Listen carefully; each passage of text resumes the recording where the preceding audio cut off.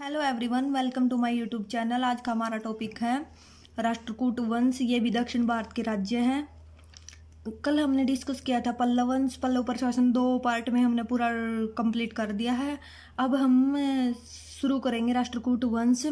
राष्ट्रकूट वंश भी एक दक्षिण भारत का ही राजवंश माना है। इसको भी संस्थापक इसका कौन था? दंतिवर्मन या दंतिदुर्ग, जिसका कार्यकाल 735 से 756 ईस्वी पूर्व रहा है। 752 में इसने क्या किया? कीर्तिवर्मन चालुक्य शासक था, उसको पराजित करके एक स्वतंत्र राज्य की स्थापना की थी। इसने अपनी राजधानी मान्यखेत को बनाया था। उसके बाद दंतिवर्मन ने उज्जैनी में क्या किया? हिरण्यगर्भ महादान यज्ञ करवाया। उस यज्ञ में राजा प्रतिहार ने द्वारपाल का कार्य किया था। जो यज्ञ था, इस कारण यह यज्ञ बहुत ही प्रसिद्ध माना जाता था। उसके बाद आता है दूसरा शासक कृष्ण प्रथम, जो राष्ट्रकूट शासकों का महत्वपूर्ण शासक रहा है। 756 से 773 ईस्वी में इसका कार्यकाल माना जाता है। एलोरा के प्रसिद्ध मंदिर कैलाश मंदिर का निर्माण करवाया इसने, गुहा मंदिर का निर्माण करवाया। उसके बाद आता है ध्रुव शासक। इसका कार्यकाल 780 से 793। त्रिसत्तात्मक संघर्ष हुआ था। इसमें प्रतिहार वत्स राजपाल शासकों को इसने पराजित कर दिया था, जो ध्रुव शासक था। इसके बाद आता है हमारा गोविंद तृतीय, जो राष्ट्रकूट शासकों में बहुत ही महत्वपूर्ण माना जाता है। गोविंद तृतीय 793 से 814 इसका कार्यकाल होता है। इसको वीर नारायण की उपाधि मिली थी। पल्लव, पांड्य, केरल, गंग आदि संघों को इसने ध्वस्त कर दिया था, यानी हरा दिया था, और वहां पर अपने राज्य को स्थापित कर लिया था, यानी अपने राज्य का विस्तार कर लिया था इन राज्यों की जगह पर। जो धर्मपाल है, पाल वंश के शासक नागभट्ट को भी इसने पराजित कर दिया। मालवा प्रदेश इसने छीनकर परमार वंश के शासक उपेंद्र को दे दिया, जो गोविंद तृतीय शासक था राष्ट्रकूट शासकों का। आगे आता है अमोघोष वर्ष। इसका कार्यकाल होता है 814 से 878 ईस्वी। महान शासक था। इसको विद्या कला का बहुत ही संरक्षण था, विद्या कला का इसको संरक्षण माना जाता था। कन्नड़ भाषा जो इसकी राज्य की भाषा थी, इसके राज्य का जो की भाषा कन्नड़ थी। कविराज मार्ग और प्रश्नोत्तरी मल्लिका की इसने रचना की थी। इसके बाद यह जैन धर्म का बहुत ही सख्त अनुयायी था। जो राजभाषा है वो राजभाषा पुराण में जो राजभाषा थी इसकी, पुराण के लेखक जिनसेन और महावीराचार्य शंभु शामिल थे। इसकी राजभाषा में कौन कौन शामिल थे? पुराण के लेखक जिनसेन, जिसने पुराण लिखी थी, और महावीराचार्य शंभु शामिल थे इसकी राज्यसभा में। इसके बाद आता है हमारा इंद्र तृतीय। ये राष्ट्रकूट का महत्वपूर्ण शासक है, हालांकि इसका कार्यकाल कम ही था, 1914 से 1929 ईस्वी तक। उसके बाद आता है कृष्ण तृतीय, 939 से 967। ये दोनों प्रमुख शासक रहे हैं। जो भारत भ्रमण के दौरान जब इन्होंने भारत का भ्रमण किया तो यहाँ का शासक था वल्लभराज, भारत का जो है प्रमुख राजा था। अरब यात्री अल मसूदी ने ये हमें बात बताई है। भी अरब यात्री जो अल मसूदी था उसने बताया भी इन दोनों ने जब भारत का भ्रमण किया। उसके बाद आता है इंद्र तृतीय और कृष्ण तृतीय के बाद आता है, ये दोनों बहुत ही प्रमुख शासक रहे हैं। इन्होंने भारत का भ्रमण किया। वल्लभराज भारत का जो है उसमें राजा था। फिर आता कृष्ण तृतीय। कृष्ण तृतीय 939 से 967 ईस्वी तक रहा। अकाल वर्ष की उपाधि मिलती है इसके काल को, अकाल वर्ष की उपाधि के नाम से भी जाना जाता है। कांची और तंजौर का यह विजेता था कृष्ण तृतीय। इसने कांची तंजौर को जीत दिया था, इसलिए इसको कांची तंजौर का विजेता कहा जाता था। विजय स्तंभ देवालय की स्थापना की कृष्ण तृतीय ने।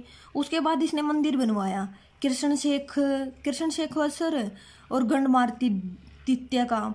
उसके बाद राज्यसभा, जो कन्नड़ भाषा का कवि पोन था, जो वो इसके काल में था। इस शांति पुराण की रचना की थी।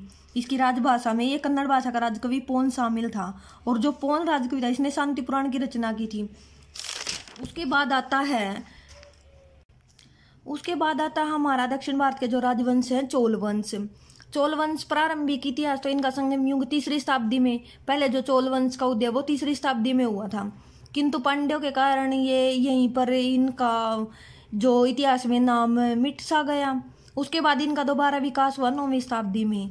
9वीं शताब्दी में इनका उदय हुआ। इनका संस्थापक माना जाता था, 9वीं शताब्दी की बात है ये। 9वीं शताब्दी में इनका संस्थापक कौन था? विजयालय। उसने अपनी राजधानी तंजौर को बनाया। जो 3री शताब्दी में इनका उदय हुआ था, तो प्रमुख शासक कौन था? 3री शताब्दी में प्रमुख शासक था, इनका प्रतीक चिन्ह माना जाता है बाघ को। जो प्रथम शासक था इनका 3री शताब्दी में जब इनका विकास हुआ तो करिकाल ने क्या किया था? कावेरी नदी के किनारे 160 किलोमीटर लंबा जो है बांध का निर्माण किया। गुहार बंदरगाह का निर्माण करवाया। गुहार बंदरगाह जो है इतिहास में बहुत ही प्रसिद्ध है, जिसको कावेरी पट्टनम के नाम से भी जाना जाता है। उसके बाद एक दूसरा शासक था एलारा, जो 3री शताब्दी में जो चोल वंश का शासक प्रमुख रहा था। एलारा ये दूसरा प्रमुख शासक था। इसने श्रीलंका को जीता। 50 वर्षों तक इसका शासनकाल रहा। जो 9वीं शताब्दी में फिर से, मतलब 3री शताब्दी के बाद इनका इतिहास में पांड्यों ने राज कर लिया, इनका राज खत्म हो गया। दोबारा से फिर जो चोल शासक है, दोबारा से फिर एक बार इन्होंने अपनी शक्ति का विकास किया। 9वीं शताब्दी में ये एक बार फिर इतिहास में आए। सबसे पहले 9वीं शताब्दी में जो प्रमुख शासक थे उनमें प्रांतक प्रथम, राजराज प्रथम और राजेंद्र प्रथम 3 प्रमुख शासक हैं। वैसे तो इतिहासकार बताते हैं चोल वंश बहुत ही लंबा वंश रहा, बहुत से लेखक हुए इसमें, बहुत से शासक हुए, किंतु जो प्रांतक प्रथम, राजराज प्रथम और राजेंद्र प्रथम, इनका इतिहास में बहुत ही अच्छी तरह से विवरण किया गया। 2 वंश थे जो 2 शासक थे। जो पहले था वो था हमारा करिकाल और दूसरा था एल्लारा। इनका 3री शताब्दी में विकास हुआ था। अब आता है हमारा 9वीं शताब्दी का विकास। 9वीं शताब्दी में आता है हमसे सबसे पहले प्रांतक प्रथम, कृष्ण तृतीय का युद्ध। प्रांतक प्रथम था, कृष्ण तृतीय के साथ इसका युद्ध हुआ था। इस युद्ध में काफी हार का सामना करना पड़ा प्रांतक प्रथम को।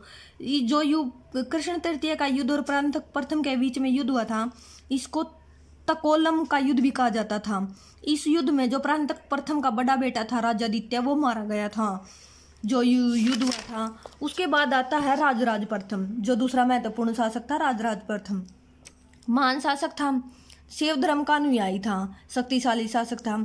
इसने श्रीलंका पर आक्रमण किया और उत्तरी हिस्से को जीत लिया। राजराज प्रथम ने क्या किया था, तंजौर में बृहदेश्वर मंदिर का निर्माण करवाया था। यह मंदिर बहुत ही प्रसिद्ध है। उसके बाद आता है राजेंद्र प्रथम। ये भी बहुत शक्तिशाली शासक था। इसने संपूर्ण लंका पर विजय प्राप्त कर ली और अपने राज्य में मिला लिया। जो राजेंद्र प्रथम था चोल शासक, बहुत ही शक्तिशाली शासक बताया जाता है इसको इतिहास में। इसने अपनी राजधानी को बदलकर गंगोट चोलपुरम में अपनी राजधानी बनाई। ये जो हैं चोल शासक रहे, इनकी कुछ मुख्य बातें हैं। जैसे ये विष्णु के उपासक थे, उनको तो अलवार कहा जाता था, और जो भगवान शिव के उपासक थे उसको नयनार कहा जाता था। इनके काल में जो सोने के सिक्के प्रसिद्ध हुए थे उनको कासू कहा जाता था।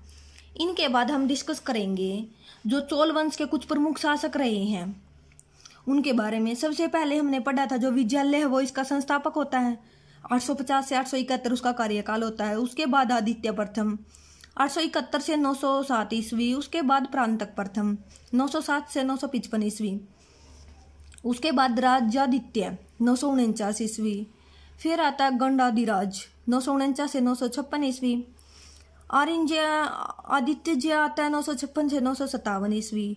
प्रांतक द्वितीय 957 से 973 ईस्वी।